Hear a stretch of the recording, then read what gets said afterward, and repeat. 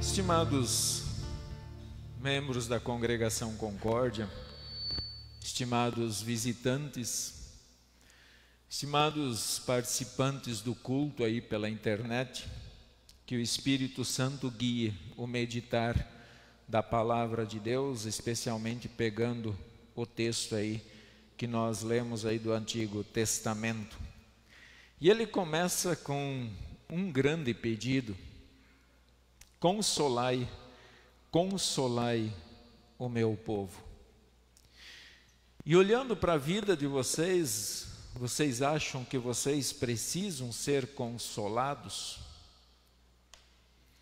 Vocês, olhando para a família de vocês, vocês acham que ela precisa ser consolada? Olhando para o mundo que vivemos hoje, precisa ser consolado? São coisas interessantes para nós pensarmos. Primeira coisa, essas palavras de Deus têm um endereço. É como se vocês estivessem mandando uma carta, ou Deus mandando uma carta, botando no correio e dizendo: entreguem para a pessoa tal. E essa mensagem de Isaías, ela tem um endereço específico: o povo de Deus. E ele diz: o meu povo. Vai lá, console o meu povo. Então nós temos que agora primeiro perguntar: quem é o povo de Deus? Quem é esse povo? No Antigo Testamento é muito fácil de descobrir.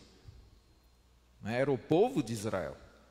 Mas não que somente aquele povo era para ser salvo. Era no sentido de Deus chamou aquele povo para que aquele povo servisse a Deus e ao mesmo tempo fosse uma bênção para as outras nações. A ideia de Deus jamais foi discriminar os outros povos.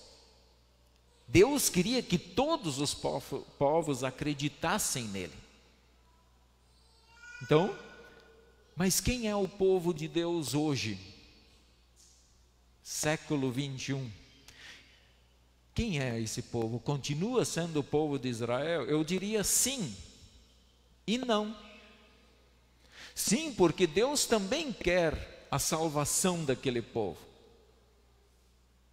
Mas não, porque hoje o povo de Deus é quem de fato acredita em Jesus, como Filho de Deus e como seu Senhor e Salvador. Então essa carta de Isaías e esse pedido de Deus tem um endereço específico. É para o povo de Deus. E é interessante nós pensarmos no termo consolar. O que é consolar? Você já consolou alguém?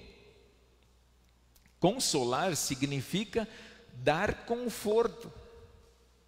Até nós podemos dizer assim que é afofar a cama, é ajeitar. Quando você ajeita a cama, nós temos aqui alguns idosos que precisam de cuidados especiais, e aí você vai lá, você ajeita a cama para que a cama fique agradável para ele.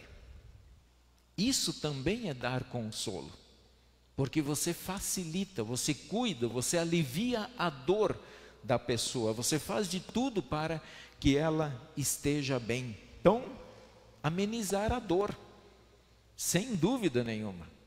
Consolar é amenizar. E se em algum momento é tirar a dor, também. Consolar é tirar, amenizar a dor de alguém. Mas vem uma pergunta de novo: como consolar? Como consolar alguém?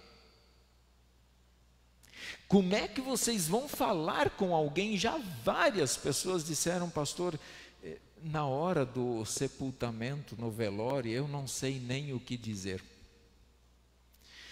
Se você não sabe o que dizer, como é que você vai amenizar? Como é que você vai tirar a dor de alguém? E é muito interessante que às vezes nós não precisamos nem abrir a boca. Um abraço fraterno, ele ameniza, ele já tira uma boa parte da dor do coração de um enlutado. Mas o texto responde como consolar. Ele diz assim: falai ao coração que a sua iniquidade está perdoada. Quer consolar? Fale ao coração. Essa é a dica de Deus. Não adianta nós falarmos com a pessoa aqui, somente aqui. Mas Deus, naquela mensagem que Ele mandou pelo profeta, Ele falou ao coração do seu povo. Assim como nós queremos consolar alguém, precisamos falar ao coração. E como se fala ao coração? Hein, Charles? Como é que você fala ao coração de alguém? Como é que você sabe se você está atingindo o coração da pessoa? E é muito interessante. Eu quero citar um texto bíblico, uma história bíblica para ilustrar esse falar ao coração, que eu acho que é uma história fantástica. Quando Jacó faleceu, vocês sabem que Jacó era o pai de José, aquele que foi vendido pelos irmãos ao Egito. E quando o Jacó faleceu, os irmãos dele pensaram: agora sim ele vai se vingar de nós. Ele vai fazer com que nós paguemos por todos os nossos pecados, até mesmo pela nossa tentativa de matá-lo. E então José diz, chama os seus irmãos e diz assim: não temais, pois eu vos sustentarei a vós outros e a vossos filhos. Assim os consolou e lhes falou ao coração. Irmãos, diz José, não tenham medo. Vocês estão com medo do que, afinal? Eu não sou Deus. Não se preocupem, eu não vou fazer nada contra vocês. E ainda vou fazer coisas maiores ainda. Eu vou sustentar tanto vocês que me venderam, que tentaram me matar.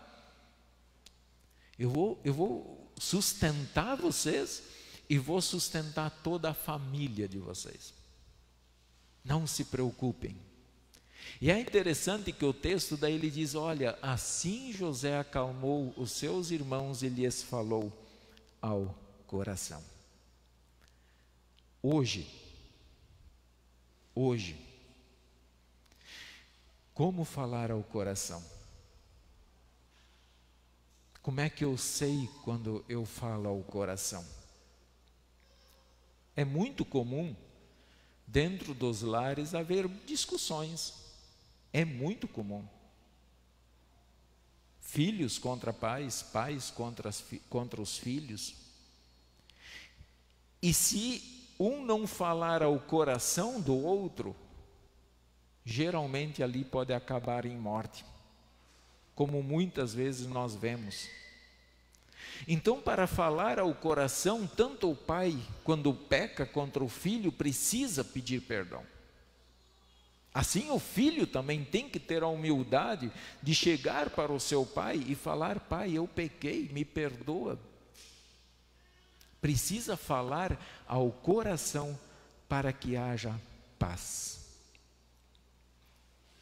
Falai ao coração de Jerusalém, diz o texto, bradai-lhe que já é fim do tempo da sua milícia, milícia é guerra, é luta, e que a sua iniquidade está perdoada.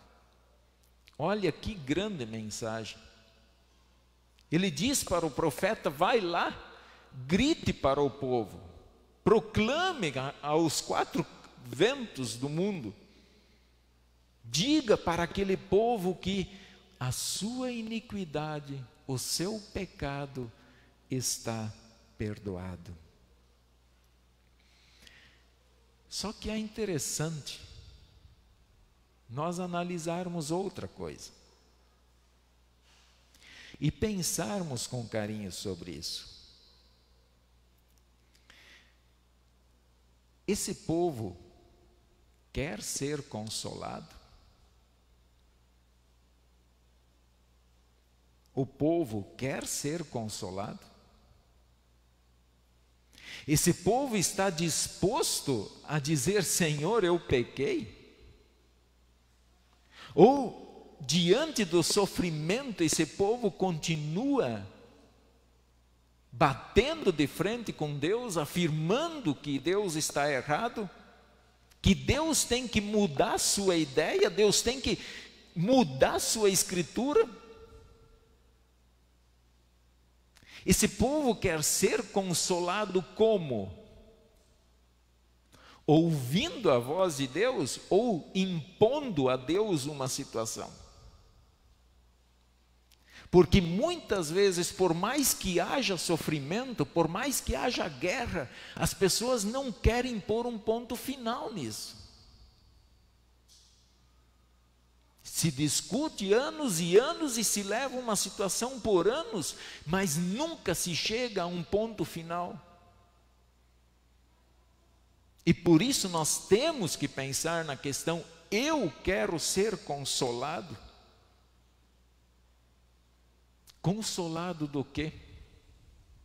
Muitas vezes nós nem levamos os nossos pecados a sério. Nós achamos que tudo não passa de que um fato que Deus vai de todo jeito nos levar para o céu. Quando nós compreendemos a seriedade do pecado, nós passamos a entender de fato o que acontece na nossa vida. O que acontece com um pecado? Nós temos acesso direto a Deus. Mas talvez eu cometa idolatria. Acho que Deus pode existir outros e que eu posso adorar outros deuses. Talvez a minha imposição da minha vontade perante Deus: Deus, o Senhor é obrigado a me aceitar como eu sou, eu não vou me arrepender do meu pecado. Talvez,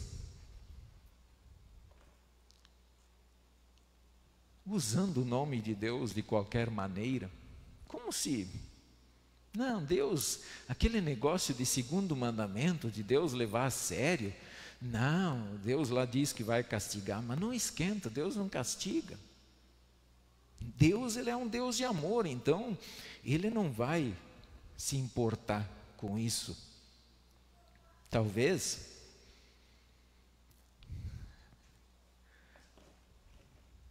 a minha própria fé, que eu afirmo ter no coração, mas é uma fé que não muda o meu dia a dia. É uma fé que eu vivo aqui dentro da igreja e que aqui é muito gostoso, aqui é bom de viver a fé. Mas que lá fora eu posso viver de qualquer jeito, porque o governo rouba, os prefeitos roubam, o meu amigo rouba, o outro lá me rouba, então se eu roubar não muda nada. Então lá fora eu posso viver de qualquer jeito. Talvez eu resolva até levantar um testemunho contra falso testemunho, que isso não muda nada, afinal ninguém vai descobrir. O que aconteceu? Nós tínhamos um livre acesso, mas os nossos pecados acabam criando uma barreira entre nós e Deus. E talvez a gente ache que não, que isso não é bem assim, mas é assim. Toda transgressão, toda, seja um mínimo do pensamento que eu tiver, é pecado. E cada pecado levanta uma barreira perante Deus, me afasta de Deus. E por isso que eu pergunto às vezes: será que eu quero ser consolado? Ou será que Deus, Ele vai ter que dar um jeito? E Deus vai ter que mudar a escritura, porque olha, essa escritura está muito quadrada. Século 21 ainda falar em pecado? Não, para quê? E vamos continuar falando até o dia que Jesus voltar, porque essa palavra não muda. Ela não vai mudar. E por isso eu pergunto: eu quero ser consolado?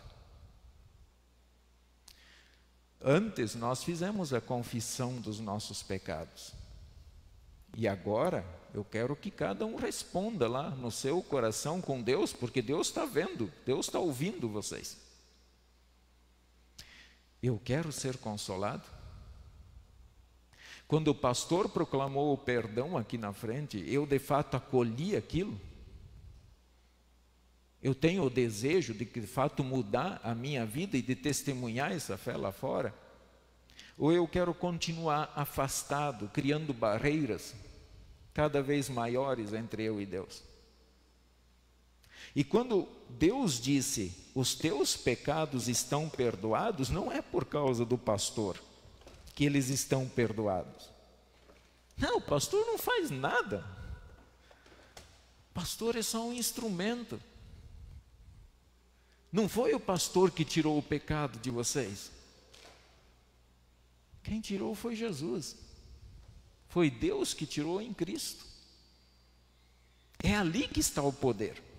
Não é no pastor, mas é ali.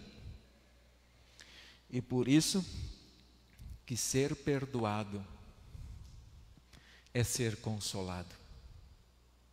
E nós podemos gritar para o mundo agora que nós somos consolados por Deus, que os nossos pecados foram tirados. E quem sabe, pelo fato de muitas vezes nós não querermos ser consolados, é que Deus diz assim, voz do que clama no deserto. Muitas vezes parece uma voz no deserto, que é uma palavra que não encontra um coração para se abrigar. Preparai o caminho do Senhor, endireitai no ermo vereda ao nosso Deus. Uma voz diz, clama, e alguém pergunta, que hei de clamar? Toda a carne é erva e toda a sua glória como a flor da erva. Seca-se a erva e caem as flores, soprando nelas o hálito do Senhor. Na verdade, olha só, o povo é erva. Eu sou erva. Vocês são ervas. Nós somos como aquela flor, aquela erva, que de uma hora ela está bonita, ela está verde, ela está brilhando de beleza. Mas em um momento logo depois, seca-se a erva e cai a sua flor, mas a palavra do Senhor nosso Deus permanece para sempre. Quer ser consolado? Acolha essas palavras no teu coração. Deixe elas encontrar abrigo no teu coração e na tua alma. Aí você vai sentir de fato o consolo que pode vir desse Deus que é todo-poderoso. E esse consolo nos faz enfrentar qualquer situação da nossa vida sem medo algum. Sem medo algum. Consolai o meu povo. Tu, ó Sião, que anuncias boas novas, sobe a um monte alto. Tu que anuncias boas novas a Jerusalém, ergue a tua voz fortemente, levanta, não temas, e dize às cidades de Judá, eis aí está o vosso Deus. Gritem para o mundo, sem medo, consolados, eis aí o vosso Deus. Essa é a segunda maneira da gente falar o coração das pessoas, é apontar para o Deus verdadeiro. É não acreditar em horóscopo. Infelizmente, alguns não saem de casa sem saber o que diz naquele dia. Tarôs, necromancia, cartomantes, imagens, poder, tudo ilusão. Tudo ilusão. Eis aí o teu Deus. Acredite nele. Confie nele. Não entregue aquilo que você tem de mais precioso a coisas duvidosas. Entregue a tua vida, entregue a tua família, entregue os teus filhos nas mãos desse Deus, confie nele. Porque assim como ele veio naquele primeiro Natal, ele vai voltar. O texto ele até diz assim, é muito interessante: como pastor apacentará o seu rebanho, entre os seus braços recolherá os cordeirinhos e os levará no seio, as que amamentam ele guiará mansamente. Olha como é fantástico esse pastor.